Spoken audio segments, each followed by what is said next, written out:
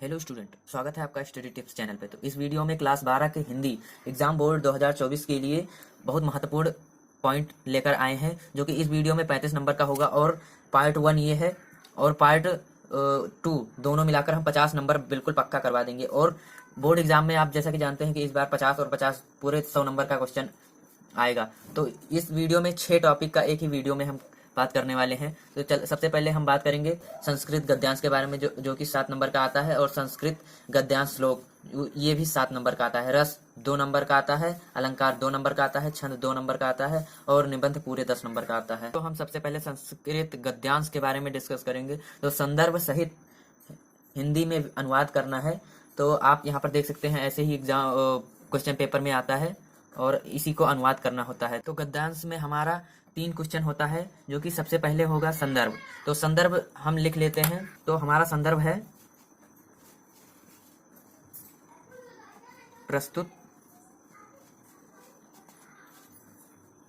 गद्य खंड,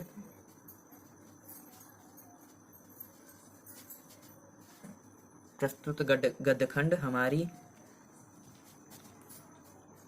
पाठ्य पुस्तक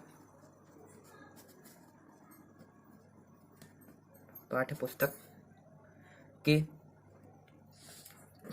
और यहाँ पर हाईलाइट करना होगा संस्कृत।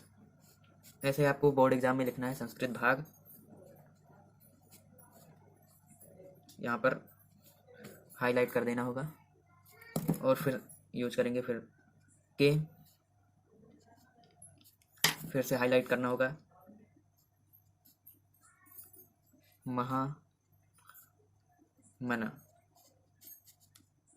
महामना मालविया,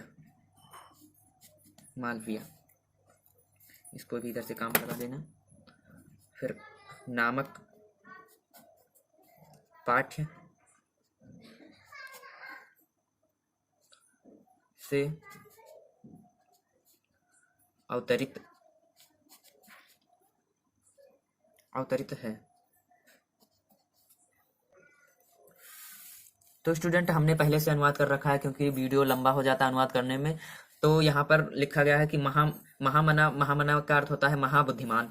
मदन मोहन मालवीय का जन्म प्रयाग के प्रतिष्ठित सम्मानित परिवार में हुआ था। इनके पिता पंडित ब्रजनाथ मालवीय संस्कृत के प्रतिष्ठित विद्वान थे।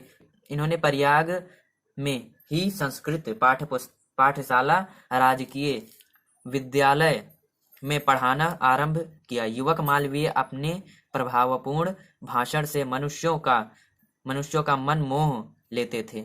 उसके बाद में देखते हैं कि हमारा दूसरा क्वेश्चन क्या है।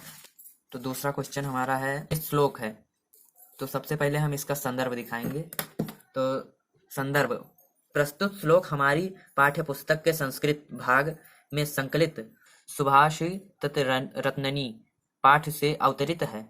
उसके बाद हम हिंदी व्याकरण में बात करेंगे रस। तो सबसे पहले रस आएगा करुण रस। आप इसको तैयार करके जाइए। तो करुण रस का अस्थाई भाव शोक है। शोक नामक अस्थाई भाव विभाव, अनुभाव एवं संचारी भाव में संयोग करता है, तब करुण रस की निष्पत्ति होती है। उदाहरण है, मणि खोवे भुजंग सी जननी, फनसा पटक रही थी शीस, अंधी आज बनाकर मुझको क्या न्याय किया तुमने जगदीश। तो ये करुण रस का उदाहरण है। दूसरा है हमारा अलंकार। तो हमने यहाँ पर रूपक अलंकार को लिया है। आप यहाँ पर देख सकते हैं, क्वेश्चन पेपर में आया था अलंकार, रूपक अलंकार, करुण रस। और आगे बात करेंगे हम, जो कि छंद है, चौपाई छंद। तो रूपक अलंकार में देखते हैं, जहां उपमेय और उपमान में काल्पनिक आभेद आरोपित किया जाए वहां रूपक अलंकार होता है। उदाहरण है, गिरा अनिल मुख पंकज रोकी, प्रकट न लाज निशा अवलोकी। यहाँ पर इसका उदाहरण है छंद चौपाई छंद में 4 चरण होते हैं। इसके प्रत्येक चरण में 16-16 मात्राएं तथा अंत में 2 गुरु वर्ण होते हैं। तो उदाहरण देखें तो, शिशु सब राम प्रेम बस जाए, प्रति समेत निकेत बखाने, निज निज रुचि सब को ही बुलाई, समित स्नेह राम दो भाई। तो इसमें सबसे पहले तो हमारा शिशु, इसमें हमारा ये हो जाएगा, फिर इधर इधर बड़ा का मंत्र है, फिर ये गुरु, ये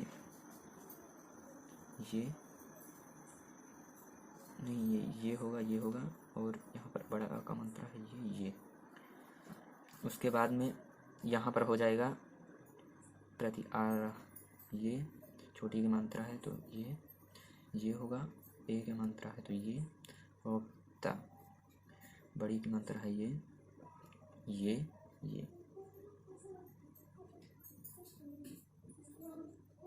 निकेत, और ये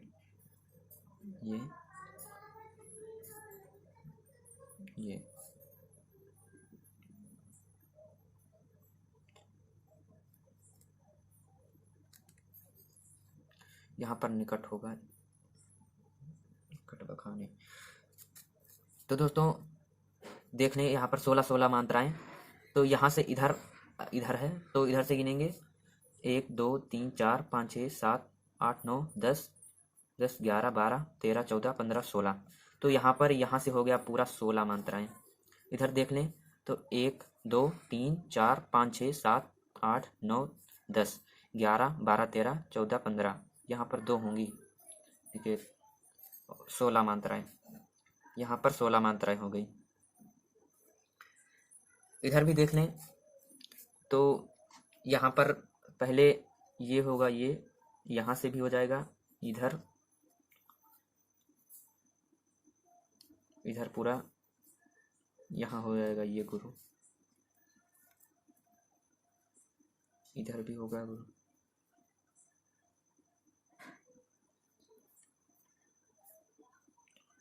ये एक होगा, ये 2 2।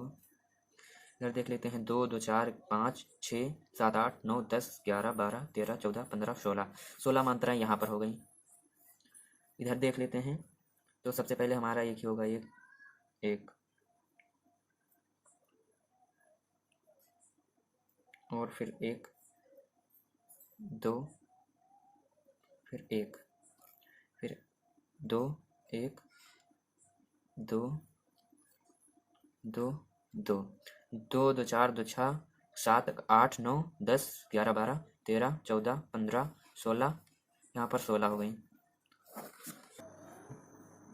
तो निबंध हमारा 5वां टॉपिक है, और छठा टॉपिक जो है पत्र लेखन। पत्र लेखन हम अगले वीडियो में, अगले पार्ट में डाल देंगे, वरना ये वीडियो बहुत लॉन्ग हो जाएगा। तो पर्यावरण प्रदूषण की समस्या और समाधान। प्रस्तावना। जो हमारे चारों ओर प्रवृत्ति किए हुए हैं वही हमारा पर्यावरण है। इस पर्यावरण के प्रति जागरूकता आज की प्रमुख आवश्यकता है, क्योंकि यह प्रदूषित हो रहा है। प्रदूषण की समस्या प्राचीन एवं मध्यकालीन भारत के लिए अज्ञात थी, क्योंकि उस समय औद्योगिक नहीं थे, इसी कारण, और जनसंख्या में वृद्धि नहीं थी, जिस कारण प्रदूषण की समस्या प्राचीन एवं मध्यकालीन भारत के लिए अज्ञात थी। तो इसके बारे में रॉबर्ट कोच ने कहा था कि एक समय ऐसा आएगा जब मनुष्य को स्वास्थ्य के सबसे बड़े शत्रु के रूप में निर्दयी शोक से संघर्ष करना पड़ेगा। लगता है कि वह दुखद समस्या अब आ गया है। उसके बाद बात करेंगे प्रदूषण का अर्थ। तो सबसे पहले हमारा रहेगा प्रस्तावना, दूसरा नंबर होगा उसका अर्थ। तो प्रदूषण का अर्थ देख लें तो स्वच्छ वातावरण में ही जीवन का विकास संभव है।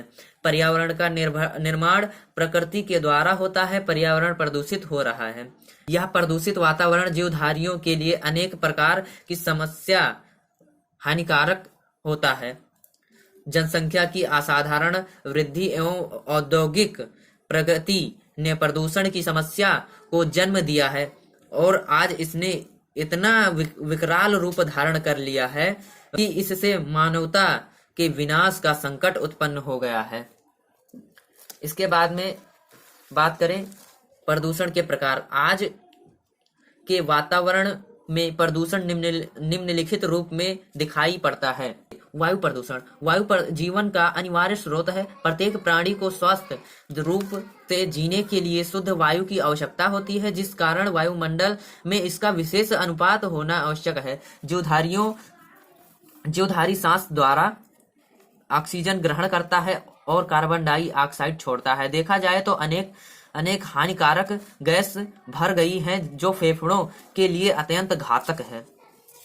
उसके बाद हम देखेंगे जल प्रदूषण। जीवन के अनिवार्य स्रोत के रूप में वायु के बाद प्रथम आवश्यकता जल की होती है। जल को जीवन कहा जाता है।